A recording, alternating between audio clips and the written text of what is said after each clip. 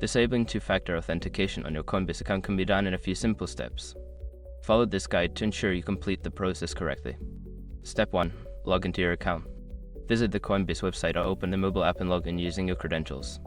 Make sure you have access to your account to proceed with the next steps. Step 2. Access security settings.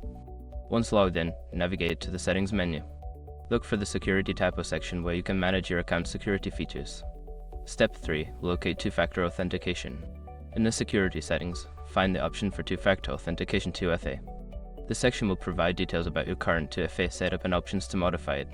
Step 4. Disable two-factor authentication. Select the option to disable or turn off two-factor authentication. You may be prompted to enter your password or provide a verification code to confirm your identity. Step 5. Confirm changes.